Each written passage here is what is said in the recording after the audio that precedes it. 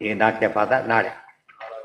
ಓಂ ನಾರಾಯಣಂ ಗುಣೈಃ ಸರ್ವೈರುದೀರ್ಣಂ ದೋಷವರ್ಜಿತಂ ಜ್ಞೇಯಂ ಗಮ್ಯಂ ಗುರುಂಶ್ಚಾಪಿ ನತ್ವಾ ರೂಢಾರ್ಥ ಉಚ್ಯತೆ.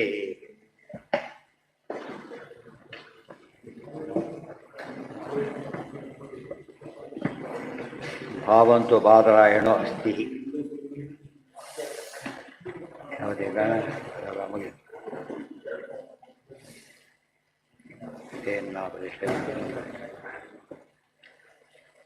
ಕಂಪನ ಶಿವಶ್ಯ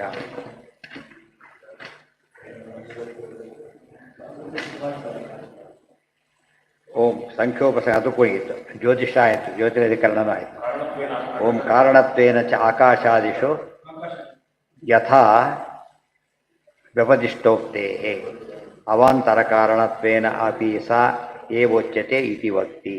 ಈಗ ಮತ್ತೊಂದು ವಿಷಯ ಪ್ರಶ್ನೆ, ಪ್ರತಿಯೊಂದರಲ್ಲೂ ಚೇಂಜ್ ಇರಬೇಕು. ಅದನ್ನೇ ಹೇಳಿದ್ದಾರೆ, ಅಧಿಕರಣ ಬೇರೆ ಮಾಡೋ ನೆಸಿಟಿನೇ ಇಲ್ಲ. ಹೊಸ ಪ್ರಶ್ನೆಗೆ ಉತ್ತರ ಇದೆ. ಅದಕ್ಕೆ ಅವಾಂತರ ಕಾರಣಗಳು ಯಾರ್ಪ ಮಾಡ್ತಾರೆ. ಈಗ ಸಾಮಾನ್ಯವಾಗಿ ಏನು ಬರುತ್ತೆ, ಮುಖ್ಯ ಕಾರಣ ಪ್ರೈಮರಿ ಕಾಸ್ ಗೊತ್ತಾಗೋಯಿತು, ಅವಾಂತರ ಕಾರಣ ಅದು ಗೊತ್ತಾಯಿತು. ಆದರೆ ಅವಾಂತರ ಕಾರಣ ವಿಷಯ ಬಂದಾಗ ದೇವ್ರ ವಿಷಯ ಹೇಳಬಾರ್ದು ನೀವು, ಯಾಕೆ ದೇವ್ರ ಮುಖ್ಯ ಕಾರಣ ತಾನೇ ಅಂತ ಕೇಳಿ. ಇಲ್ಲ ಅಲ್ಲೂ ದೇವ್ರ ವ್ಯಾಪಾರ ಇದೆ. ಇದು ಭಾರಿ ವಿಶೇಷ. ಅರ್ಥ ಆಯ್ತಾ? ಅದಕ್ಕೆ ಅವಾಂತರ ಕಾರಣ ಕೊಟ್ಟ ನಾರಾಯಣಾಮಲ ಕಾರಣ ಒಂದೇ, ಕಾರಣ ಪೂರ್ಣವರೇಣ್ಯ. ಮುಖ್ಯ ಕಾರಣನೂ ತಾನೇ, ಅವಾಂತರಗಳಿದ್ದು ಮಾಡಿಸೋನೂ ತಾನೇನೆ, ಕಾರ್ಯದಲ್ಲಿರೋನೂ ತಾನೇ. ಮತ್ತೆ ಏನು ಹೀಗೆಲ್ಲ ಆಗುತ್ತೆ ಅಂದರೆ ಅದು ಮಹಿಮೆ ದೇವರು. ಅದು ಇದೆಲ್ಲ ಕಡೆ ಇರಲಿಕ್ಕೆ ಯಾರಿಗೂ ಸಾಧ್ಯ ಇಲ್ಲ. ಕಾರಣತ್ವೇನ ಚ ಆಕಾಶಾದಿಷು ಯಥಾ ವ್ಯಪದಿಷ್ಟೋಕ್ತೇ ಆಕಾಶಾದಿಷು ಅವಾಂತರ ಕಾರಣತ್ವೇನ ಸಯೇವ ವ್ಯವಸ್ಥಿತಃ ಯಥಾ ವ್ಯಪದಿಷ್ಟಸ್ಯೈವ ಪರಸ್ಯ ಆಕಾಶೇ ತಿಷ್ಠನ್ನಿತ್ಯಾದಿನ ಆಕಾಶಾದಿಷು ಉಕ್ತೇ. ಇದೆಲ್ಲ ಯಾತಕ್ಕೆ ಅನುಸಂಧಾನಕ್ಕೆ ಭಾರಿ ಉಪಯೋಗ ಬರುತ್ತೆ. ಇವೆಲ್ಲ ಕೂಡ ಗೊತ್ತಾಯ್ತಾ? ಪ್ರತಿ ಸ್ಟೇಜಲ್ಲೂ ಅನುಸಂಧಾನಕ್ಕೆ ಓ ಇಲ್ಲೂ ದೇವರಿದ್ದಾನೆ ಅಂತ ಗೊತ್ತಾಗ ಗಾಡಿ ಎಲ್ಲರೂ ಗಾಡಿ ಇಲ್ವ ಇವತ್ತು? ಆ ಥರ ಎಲ್ಲೂ ಅಡಿ ಮನೆಗೂ ಎಲ್ಲ ಯಾವನೆಲ್ಲರೂ ಗಾಡಿ ಕಾಮನ್ ಆಗಿದೆ. ಆ ಥರ ದೇವರಿದ್ದೇ ಇದ್ದಾನೆ. ಅದು ಆ ಪ್ರಶ್ನೆಗೆ ದೊಡ್ಡ ಉತ್ತರ ಇದೆ. ಆಗ ಬ್ರಹ್ಮ ಭಾರ ಸ್ತೋತ್ರ ಅರ್ಥ ಆಗುತ್ತೆ. ಸಕಾರಣಂ ಕಾರಣತಸ್ತತೋಪಿ ತಸ್ಯಾಪಿ ಹೇತು ಪರಹೇತು. ಇವತ್ತು ಉದಾಹರಣೆ ಮುಖ್ಯ ಕಾರಣ ಒಂದಿದೆ, ದೇವರಾಯಿತು. ಇನ್ನು ಕಾರಣ ಬೇಕಾಷ್ಟು ಕಾರಣ ಇದೆ.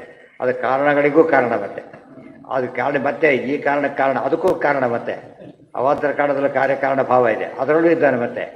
ಮತ್ತೆ ಕಾರ್ಯದಲ್ಲಿದ್ದ ಅಲ್ಲಿ ಅವಾಂತರ ಕಾರ್ಯದಲ್ಲಿ ಅವಾಂತರ ಕಾರಣದಲ್ಲಿದ್ದಾನೆ. ಮತ್ತೆ ಎಷ್ಟು ಸ್ಟೇಜ್ ಅದು ಯೋಚನೆ ಮಾಡಬೇಕು. ಎಲ್ಲ ಕಡೆ ದೇವರ ವ್ಯಾಪ್ತಿ ಇದೆ. ಏತಿ ರೂಪಕ್ರಮಾತ್ತು ತಥಾ ಹೀಯತೆ ಏಕೆ.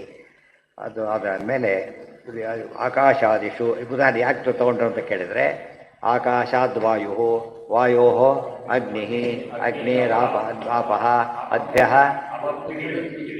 ಪೃಥಿವಿ. ಇದು ಕ್ರಮ ಇದೆ. ಈ ಕ್ರಮದಲ್ಲಿ ಅವಾಂತರ ಕಾರಣ ಇದು. ಪರಮಾತ್ಮನ ಆತ್ಮನಃ ಆಕಾಶ ಸಂಭೂತಃ ಅದು ಮೂಲ ಕಾರಣ. ಆಕಾಶಾದ್ ವಾಯೋರಗ್ನಿರಾಪ ಅದ್ಭ್ಯ ಪೃಥಿವಿ ಇವೆಲ್ಲ ಒಂದಕ್ಕೊಂದು ಕಾರಣ, ಅವಾಂತರ ಕಾರಣ ಎರಡೆರಡಾಗಿದೆ. ಈಗ ಆಕಾಶ ಇದಕ್ಕೆ ಕಾರಣ ವಾಯುವಿಗೆ, ಗೊತ್ತಾಯ್ತಾ? ಅದೇ ರೀತಿಯಲ್ಲಿ ಮುಂದೆ ಆಕಾಶ ಪುರಾತನದಿಂದ ಕಾರ್ಯ, ಈ ಕಡೆ ಕಾರಣ. ಆಮೇಲೆ ಅಗ್ನಿ ಈ ಕಡೆ ಕಾರಣ, ಈ ಕಡೆ ಕಾರ್ಯ.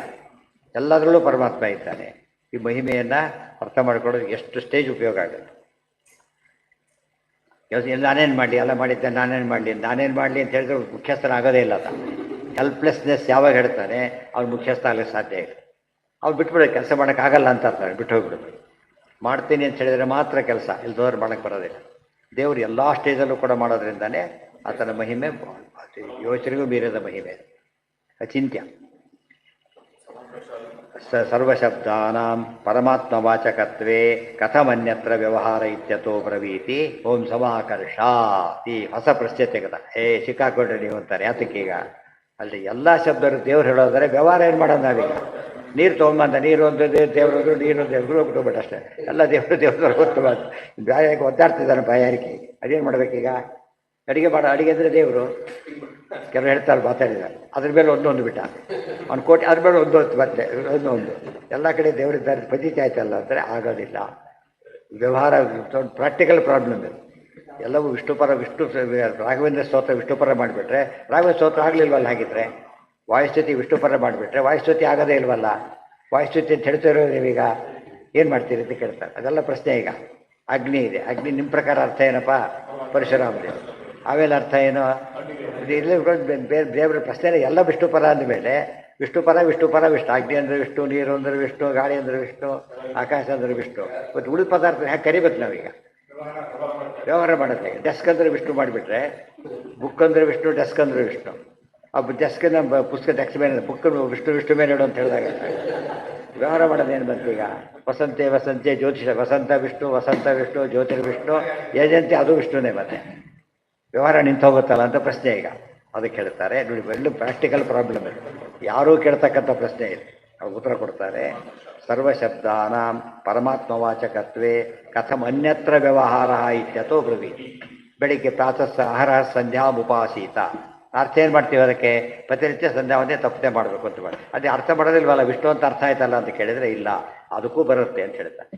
ಇದು ಸಾರಸ್ಯ. ಮೂರರ್ಥ ಇರೋ ಅರ್ಥ ಮಾಡಿಕೊಂಡ್ರೆ ಎರಡನೇ ಅರ್ಥ ಮೂರನೇ ಅರ್ಥಕ್ಕೆ ಏನು ಮಾಡ್ತಿದ್ದೀವಿ ನಾವೀಗ? ಯಾಕೆ ತರಬೇಕು? ಸಮಾಕರ್ಷ ಅರ್ಥಗಳನ್ನ ಏನು ಮಾಡ್ತಾ ಬರ್ತಾರೆ ಈಗ? ಹೇಳ್ಕೊಂಡು ಬರ್ಬೇಕಾರೆ ಫಿಕ್ಸ್ ಮಾಡ್ತಾರೆ. ಇದಕ್ಕೆ ಈ ಹೆಸರು ವಿಷ್ಣುವಿಗೂ ಇದೆ, ಇದಕ್ಕೂ ಇರಲಿ ಅಂತಾಯಿತು. ವಿಷ್ಣು ಅಂತ ಹೇಳಿದರೆ ಯಾರೋ ಕೃಷ್ಣಾಚಾರ್ಯ ಹೆಸರು ಇಟ್ಕೊಂಡ್ಬಿಟ್ಟಿದ್ದಾರೆ. ಕೃಷ್ಣಗೆ ಹೆಸರಿದೆ, ಆಚಾರ್ಯಗೆ ಹೆಸರಿದೆ. ಆಚಾರ್ಯ ಹೆಸರು ಯಾತಕ್ಕೆ ಬಂದ? ಕೃಷ್ಣನ ಹೆಸರು ಇಟ್ಕೊಂಡಿದ್ದೇನೆ ಅಂತ ಬಂತಷ್ಟೇ. ಕೃಷ್ಣ ಮಾತ್ರ ನಂದೇ ಹೆಸರು ಅಂತ ಹೇಳ್ತಾನೆ ಹೊರತು ಯಾರ ಹೆಸರು ಕೃಷ್ಣ ಇಟ್ಕೊಂಡಿಲ್ಲ. ಆದರೆ ಬಿಡಿದವರೆಲ್ಲ ಏನು ಮಾಡೋರು ಈಗ? ಮಹಾಲಕ್ಷ್ಮಿ ಹೆಸರುಗಳು ಕೂಡ ಬೇಸಿಕಲಿ ಯಾರ ಹೆಸರು? ದೇವರ ಹೆಸರು. ದೇವರ ಹೆಸರು ಪದಾರ್ಥನೇ ಇಲ್ಲ ಈಗ. ಪ್ರವೃತ್ತಿ ನಿಮಿತ್ತನು ಮೀರಿ ಹೋಗ್ಬಿಡ್ತಾನೆ ಪರಮಾತ್ಮ. ಬಹಳ ಆಶ್ಚರ್ಯ ಅಂದರೆ ಪ್ರವೃತ್ತಿ ಸೋತು ಬಿಡುತ್ತೆ ಹೇಳಬೇಕಾದ್ರೆ. ಇವರಿಗೆ ಜಾಸ್ತಿ ಆಗುತ್ತೆ, ಕೆಲವರಿಗೆ ಮ್ಯಾಚ್ ಆಗುತ್ತೆ, ಕೆಲವರಿಗೆ ಸಾಲದು ಬಂದ್ಬಿಡುತ್ತೆ. ಇದು ದೇವ್ರ ಮಹಿಮೆ. ಈ ಶಬ್ದಗಳ ನೇಚರ್ ಹೇಳೋದ್ರಿಂದ ಇದೆಲ್ಲ ಹೇಳಿದ ಲಿಂಗ್ವಿಸ್ಟಿಕ್ಸ್ ದೊಡ್ಡ ಕಾಂಟ್ರಿಬ್ಯೂಷನ್ ಇದೆ. ಆ ಥರ ಇವತ್ತು ಲಿಂಗ್ವಿಸ್ಟಿಕ್ಸ್ ಯಾರು ಯೋಚನೆ ಮಾಡೋಕ್ಕೂ ಬರೋದೆ. ಅದಿರಲಿ, ನಾಳೆ ದಿವಸ ಅದ್ರ ಬಗ್ಗೆ ಒಳ್ಳೆಯ ಪ್ರಶ್ನೆ ಇದು. ಪ್ರಶ್ನೆ ಅರ್ಥ ಮಾಡ್ಕೊಂಡು ಉತ್ತರ ಹೇಗೆ ಕೊಡ್ತಾರೆ, ಎಷ್ಟೇ ನಾವು ನೋಡೋದಕ್ಕೆ ಕೆಲವು ಪ್ರಶ್ನೆಗಳಿಗೆ ಉತ್ತರ ಕೊಡೋದೇ ಸಾಧ್ಯತೆಯೇ ಇಲ್ಲ ಅಂಬಾಗಿರುತ್ತೆ. ಅದು ಉತ್ತರ ಕೊಟ್ಟಾಗ ಏನು ಅನಿಸುತ್ತೆ? ಅರೆ ಎಷ್ಟು ಸುಲಭವಾದ ಉತ್ತರ ಕೊಡ್ತಾರಲ್ಲ ಅಂತ. ಅದನ್ನು ನಾಳೆ ಬೇರೆ ಪ್ರೋಗ್ರಾಮ್ ಇದೆ. ಸರ್ವೇಂದ್ರಿಯ ಪ್ರೇರಕೇಣ ಶ್ರೀ ಪ್ರಾಣಪತಿನೇರಿತಃ ಯದವೋಚಮಹಂ ತೇನ ಶ್ರೀಯತಾಂ ಅಮಲಾಲಯ.